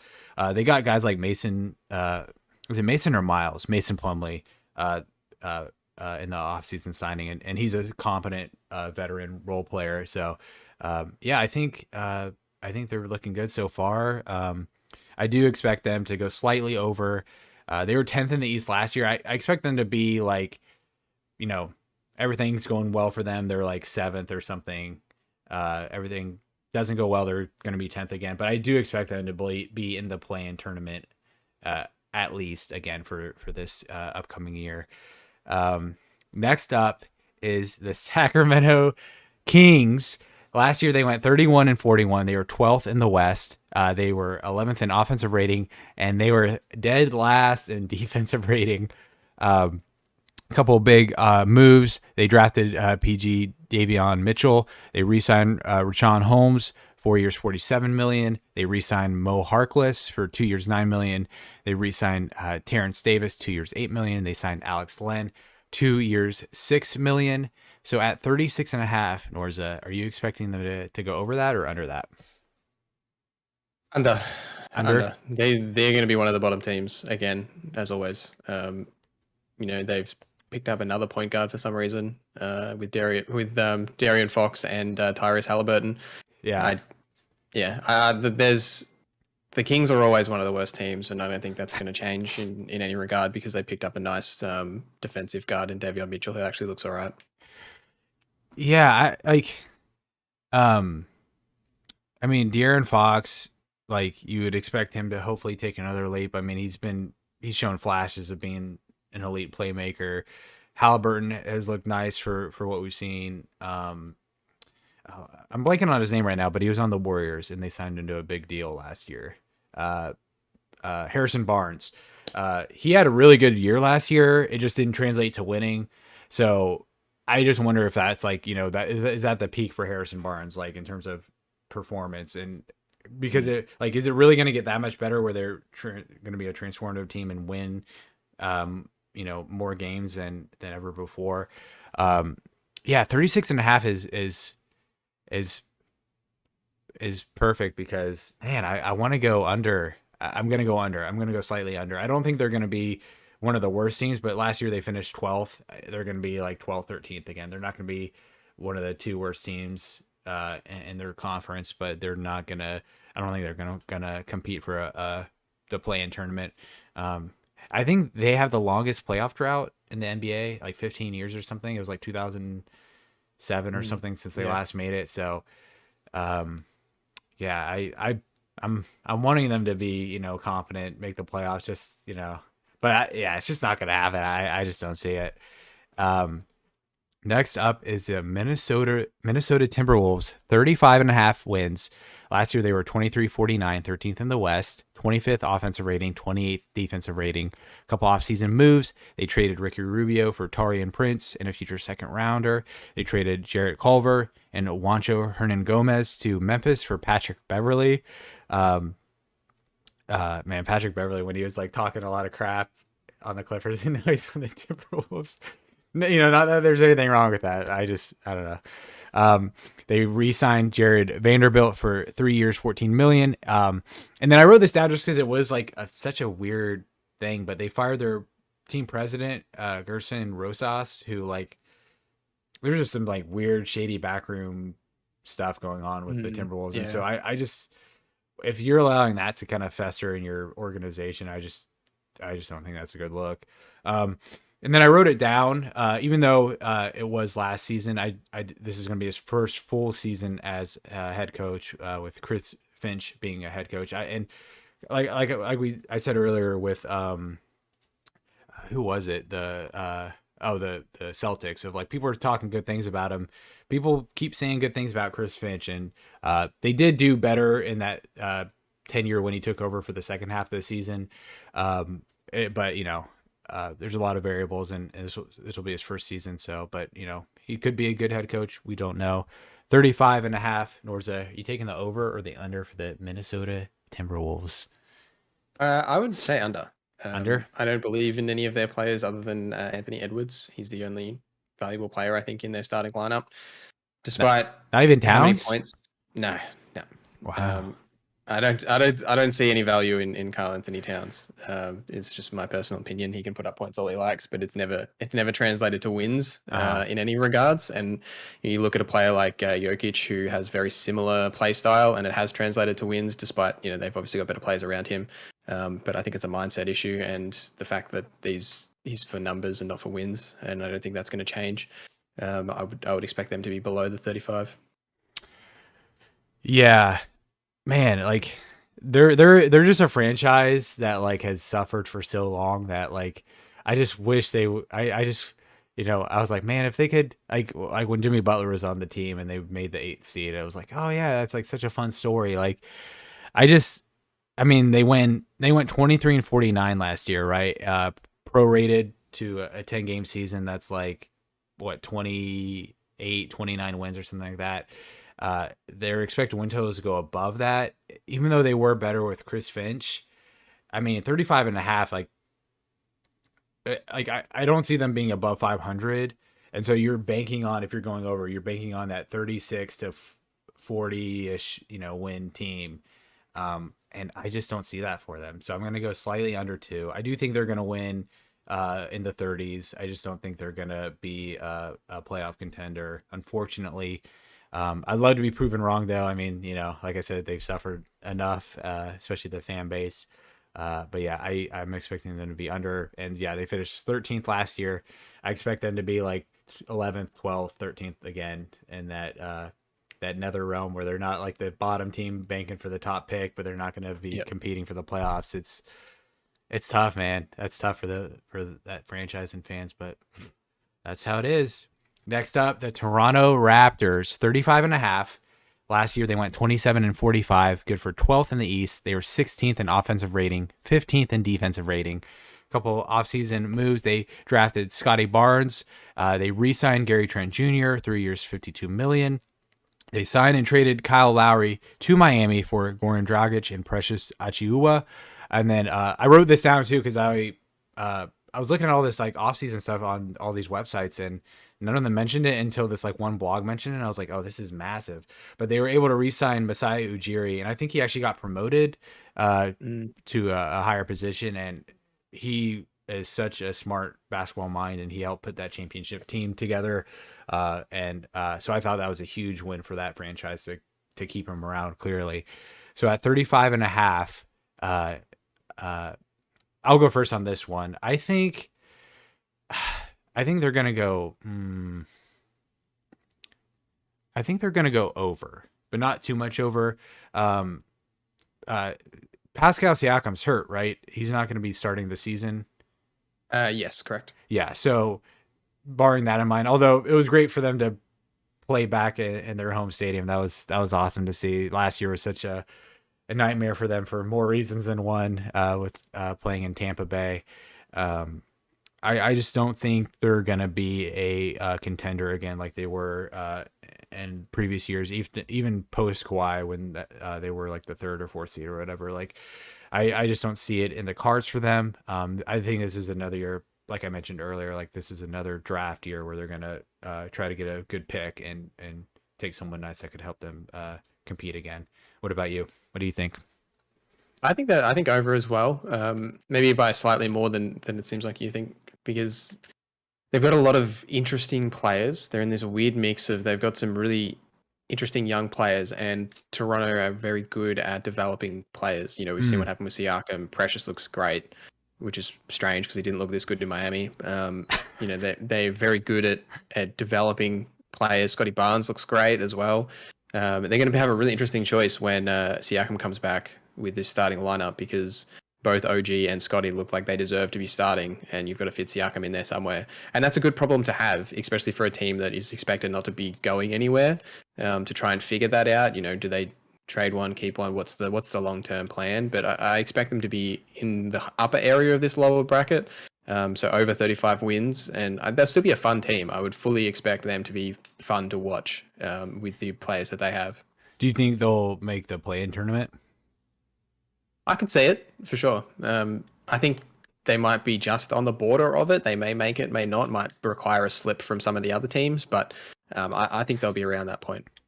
I don't know offhand, but last year the whole Siakam thing, just with him butting heads with Nick Nurse and some of the admin staff, like to your knowledge, do you know if that's like still a thing, or are they kind of cooled off with that? I'm not sure. I'm not a Toronto native, so I wouldn't Right. know directly just whether it has or hasn't. But I would just probably hear a bit more smoke if it was still an active thing. right. I haven't heard anything about that, so I'm assuming it's cooled off. And kind of like what I said last year, like last year was such a nightmare for him. I think there was just so many compounding factors that played a role in specifically that thing kind of blowing up more than it did. Next up is the Washington Wizards at 33.5 wins. Last year they went 34-38, 8th in the East. They were 17th in offensive rating, 19th in defensive rating. Couple offseason moves. They replaced head coach Scott Brooks with Wes Unseld Jr. My friend who's a Wizards fan was ecstatic when that happened. They traded Russell Westbrook and 3 future seconds to the Lakers for Montrezl Harrell, Kyle Kuzma, and Kentavious Caldwell-Pope, and a 22nd pick. And then they traded 3 second-round picks and Chandler Hutchinson for PG Spencer Dinwiddie, and then they signed him to a 3-year, $54 million deal. And then, of course, the Beal factor. He seems to want to stay. So he seems to still be comfortable in DC. But at 33.5, are you taking the over or the under, NorZZa? I think that's about right for the Washington Wizards. I don't expect them to be too much more or less than that, I would say. That was good enough for 8th last year, which I don't think will be this year. That's going to be in a much lower bracket this season. But they've got some interesting players. Like Beal is obviously Beal. Spencer Dinwiddie looks more or less what he was before he was injured. So, that's a positive. They've definitely got better players than last season. As a whole, losing Russell Westbrook's a positive as well. I wouldn't expect them to be much more than that. Like if I would say 33, 34 around that mark is what I would expect. Okay.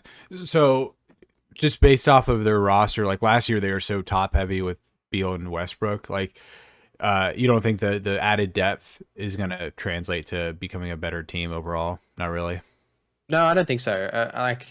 Beal's missed the first game and he's still currently out, and they're still pretty top heavy. Like other than Dinwiddie and Beal, the other players they got from the Lakers aren't really go-to players in any regards. Montrezl Harrell can't shoot, requires someone to set him up for everything that he does. He only looks good with a point guard. Kyle Kuzma can create a little bit on his own, and he looks to maybe have improved a little bit. And Kentavious Caldwell-Pope is very similar to Montrezl Harrell, but he's just a 3-and-D player.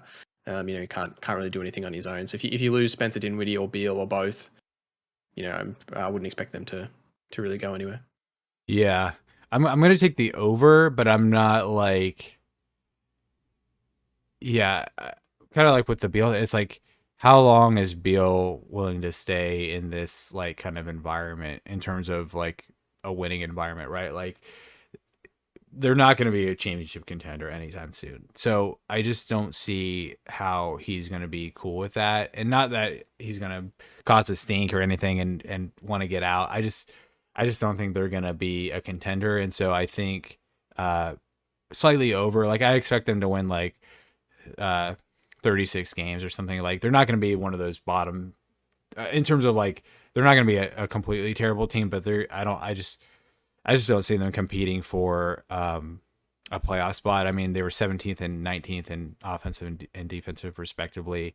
Again, unless like their new coach dramatically transforms that culture. I do think that, I mean, it's, you don't ever know, but Scott Brooks is such like a, net negative, I would say, as a coach, that I think by removing him and putting anybody else in, what you would think would be a slight bump. But it could still be a bad fit with Wes Unseld Jr. So I'm going to take the slight over. But yeah, I just don't see them competing. Next up is the San Antonio Spurs at 28.5. Last season, they went 33 and 39, good for 10th in the West. They were 21st in offensive rating and 17th in defensive rating. They drafted shooting guard Josh Primo. They signed and traded DeRozan to Chicago. In return, they got Thad Young, Al-Farouq Aminu, and a future first and second round picks. They signed Bryn Forbes. They got him back 1 year, $4.5 million. They signed Dougie McBuckets, aka Doug McDermott, to a 3-year, $42 million deal. They signed Zach Collins to a 3-year, $22 million deal. They did not choose to re-sign Patty Mills, Rudy Gay, Trey Lyles, Gorgie Dang, or Quindary Weatherspoon. So looking at that 28.5, are you going over or under for the San Antonio Spurs? I would say over. Like, I can't see a Pop-led team only winning 28 games despite the lack of talent on the team. He just runs such a system, but it's all just based on movement and passing, that as long as you can shoot the ball, you'll be fine. And I just can't see them winning that many games. I would at least put them around the 30 mark. They also signed Jock Landell, who's an Australian, which wasn't on that list. So point out to Jock, he was part of the Boomers team that got the bronze medal last in the off season as well. But yeah, like I would say about over that by a couple of wins. Yeah, like especially where we're at now with we're starting to get to the expected win totals to be in the 20 range, at like the 20s. I think it was Zach Lowe's podcast where he was talking about like with win totals, like any team that like, and this is under 20, but any team that goes under 20 is like historically bad, and that just never happens. Like I think last year there was 0 teams, and then like 2 years ago there was like 3. So it's just not very common. Granted, this is 28, but yeah, I can't see them winning in the 20s either. They're not going to be a good team. And one thing too I remember reading was like Pop is like he's like 20 something games or something or like that from the all-time head coaching win record. So I expect them to eclipse that and get that, and because there were like rumors of him retiring after this year too. So yeah, I could see them going like I'm gonna take the slide over. Like I think they're gonna win like 32 games or something like that. They won't make the playoffs. I don't even think they'll make the play-in tournament this year either. I expect them to be like 11th or 12th. But I think though they will get that win record for Pop, and then he'll walk off into the sunset that he very much deserves to do, because he's one of the best coaches of all time. Yeah, like all these signings, like I mean, Bryn Forbes, he's a nice complimentary piece, but he's not going to change the game for you. Doug McDermott's a good shooter, but that's all he does. He can't really do anything else. Zach Collins, I don't even know what he does well, honestly. That deal was kind of shocking to me, that they signed him to a 3-year deal, $22 million. Yeah, and then they let talent go. They let Patty Mills go, things like that. I just was kind of a bit of a shocker. So next up is the Houston Rockets at 27.5 wins expected. Last year they went 17 and 55, good for 15th in the West, dead last. They were 27th in offensive rating, 27th in defensive rating. So as we've been recording, so we've had this talk to kind of look at. For this team, I wrote 2 things because there just wasn't a lot of interesting things to write about what they did. They did draft Jalen Green, 2nd overall. So hopefully he could be a good young prospect for them. And then all I wrote after that was Wall trade, because they are literally telling John Wall to stay away, and they're going to work on a trade for him, which he's owed like $92 million over the next 2 years. So good luck that happening for them. So yeah, 27.5 wins, NorZZa. What do you think, man? Over or under? Well, if anyone is going to fall for a Ben Simmons deal, it's going to be the Houston Rockets. They've got John Wall there to take that money that Ben Simmons is owed. But I don't think Wall's going to get traded. He's probably going to get bought out, and then he'll sign with someone else. But look, 26, 27, 28 wins, roundabout probably what you would expect. There isn't really any talent on that team, and we don't really know what Jalen Green is, and he hasn't looked like a star for a second overall pick. And you usually, if you get a very high pick that looks like they're actually going to be something, you can bump yourself up a few wins. But it doesn't really look like that's going to be the case with Jalen Green. So I kind of want to say over, because 27 doesn't sound like a lot, but if it was over, it'd be 28, 29. It's not going to be a whole lot. Yeah. So they went 17-55 last season. You prorate that 82 games, like 22 wins, 5-5, right? Like 22 wins, and their win total is now 27. Like, I just don't see, especially if they're gonna keep Wall away. Let's say they just can't get a deal done, and they're like, okay, come back, whatever. Even then, he's not the type of player anymore to take over games. I don't think to the level he used to do in Washington way back in the day. I'm gonna go under. I'm gonna go under on this team. Prorate the win total from last year, 22 wins. I expect them to go 24, 25. I just think they're going to be very bad again and aim for a top pick. I mean, the new owner is, he was trying to cut costs left and right last year, and I think he just wants to bottom out and continue to acquire draft capital and things like that to reboot the team. With the Simmons thing, the salaries kind of match up with Wall and Simmons. If you're the Rockets, why would you take Simmons? He's not going to transform your team to a contender. I don't know. That's going to help you lose games, though. True. Yeah, that's true. Maybe, but the thing is the owner's so cheap. Yeah, I don't know if he would want to pay that much for even longer than Wall is owed and expected. So, yeah, I'm taking the slide under for the Houston Rockets. I expect them to win 24, 25 games. Next up is the Cleveland Cavaliers at 26.5. Last year they went 22-50, which when I was looking up information for the Cavs, there's this little tidbit that I saw that shocked me. But 22-50, the win percentage was actually the highest it is in the post LeBron era. So that was I was like, credit to them. I was like, that was the high, that's the highest. Wow, okay. I was like, yeah, I remember the Cavs really being terrible after he left, but I was like, yeah, I was like, okay, hey, that's something. Which was good for 13th in the East. They were 28th in offensive rating, 25th in defense. They drafted Evan Mobley 3rd overall. They re-signed Jarrett Allen to a 5-year, $100 million deal. Traded Taurean Prince, future second rounder, in cash to Minnesota for Ricky Rubio. So they have Ricky Rubio now. And then they traded Larry Nance Jr. And a future second round pick in a 3-team trade for Lauri Markkanen. And then they signed him to a 4-year, $68 million deal. So at 26.5, NorZZa, are you going over on the Cavs or are you going under? I'm going under. The Cavs have cornered the markets on undersized point guards and 7-footers. That's practically their entire roster. They're starting 2 undersized point guards and 3 7-footers. So I don't think that's a recipe for success. Maybe they figured something out that the rest of the league isn't aware of, that apparently it is. But I wouldn't expect much to happen in Cleveland, Ohio this season. I think I'm going to go over. Oh yeah, I'm not saying they're going to be good, right? We're in these teams where they're all bad. I just think they're going to win more than 26.5 games. I don't even expect them to win over 30. I think they're going to, 22-50, right? You prorate that. That's 27 to the 82 game season, just assuming a 500 split. Yep. I think Evan Mobley is going to be really good for them as a young player. Jarrett Allen, he's not an elite center, but he's a good center. And I think, that 5-year $100 million kind of blew me away because of the triple digit $100 million.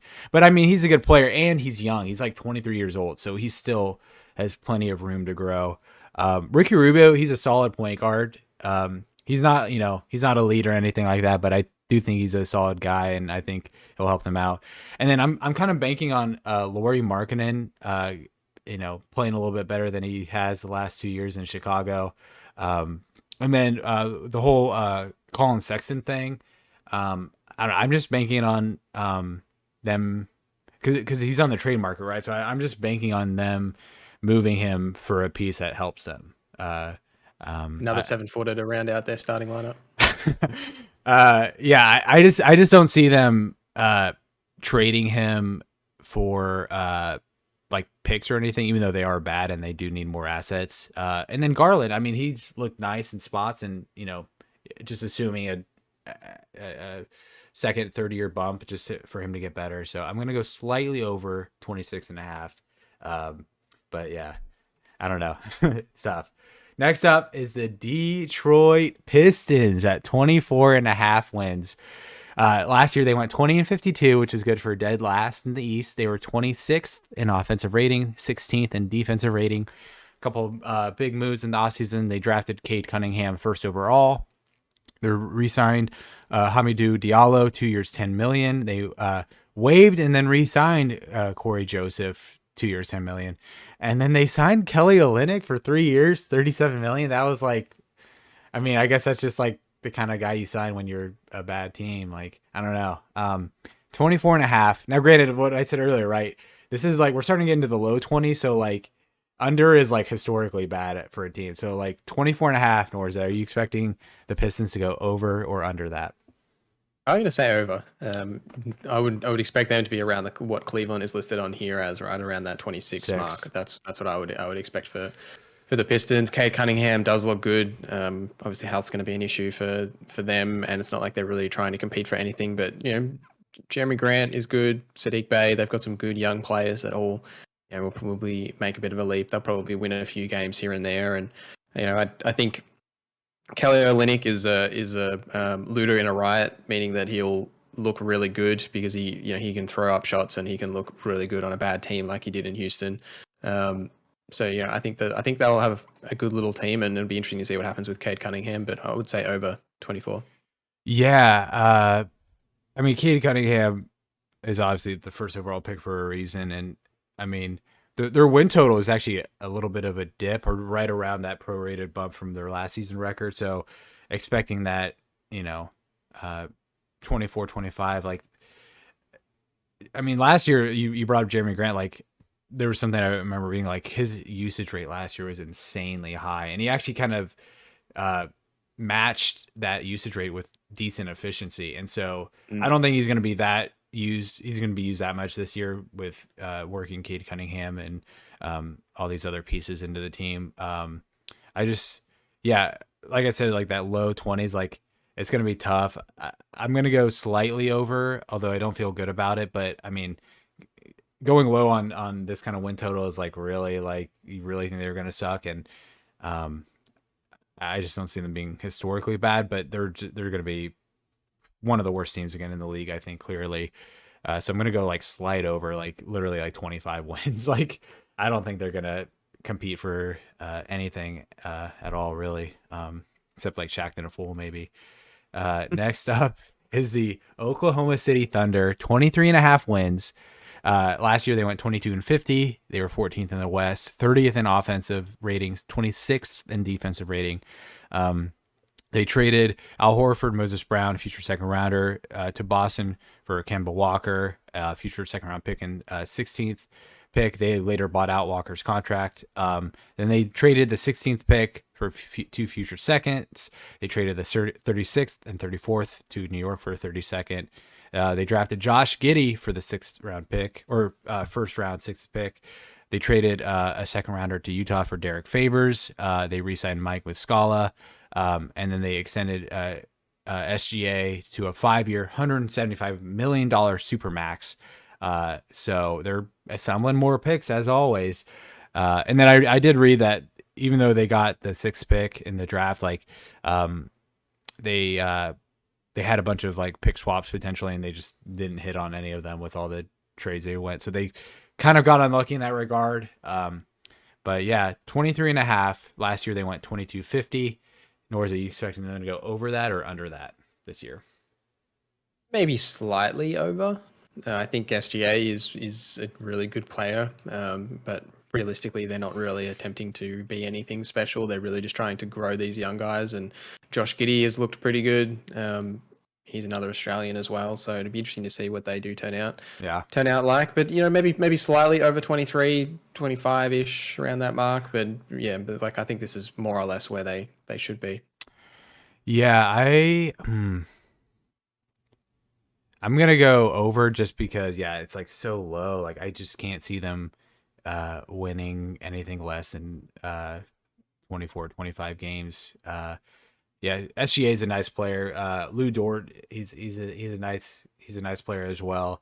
But yeah, this team is clearly not meant to compete for this season. Clearly, with all the picks that they're assembling. The one thing too, and it's not even related to the win totals, but they're gonna have to turn those picks into players sometime, or assemble those picks for a trade. So it'll be interesting to see what they do. But it was nice to see SGA get rewarded with that huge deal because he is such a amazing player. And I was kind of shocked that the Clippers even traded him to begin with. Like, I know they kind of had to get Paul George, but yeah, that was, I mean, he looks the part so far. So I'm going to go slide over, but not too much over. And then last, but certainly not least, we brought this up before you recorded, just like with the Magic on how bad they were. But next up, and last for the ranking, we got the Orlando Magic at 22.5 wins. They were 21-51 last year, 14th in the East, 29th in offensive rating, 26th in defensive rating. They replaced head coach Steve Clifford with Jamal Mosley. They drafted Jalen Suggs 5th overall and Franz Wagner 8th overall. And then they signed Robin Lopez 1 year, $5 million.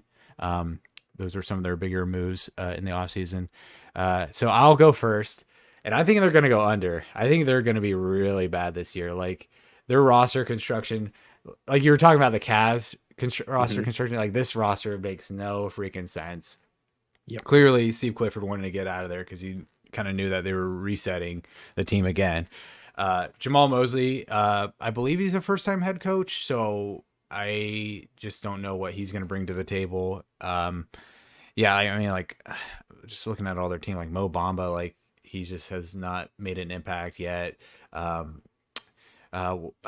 the guy? Jonathan Isaac, like he got hurt. So last year, and who knows what he'll look like. Like there's just so many question marks on this roster. It's just hard to imagine them winning. I don't think they're going to go below 20, but I think they're going to be like 20, 21, 22. Clearly, I think they're going to be the worst team in the league this upcoming year. Yeah, I completely agree. The roster is very odd.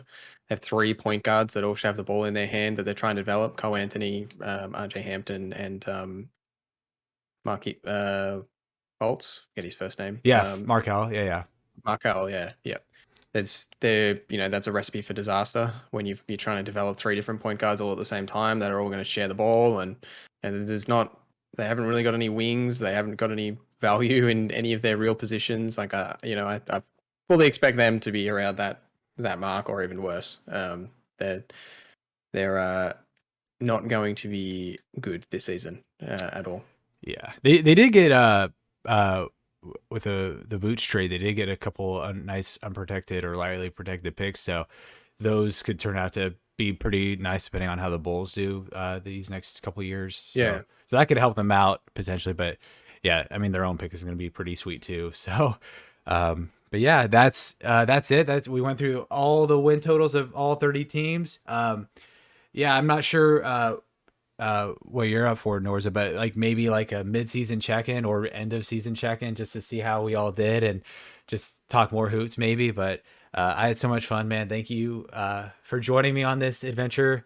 Do you want to plug what you do and your YouTube channel one more time? Yeah, I guess I can do that. YouTube.com/NorZZa for all of your RPG guide and educational content you could ever need. But yeah, happy to do this again at the end of the season, see how we did. Thank you for inviting me onto the show, and yeah.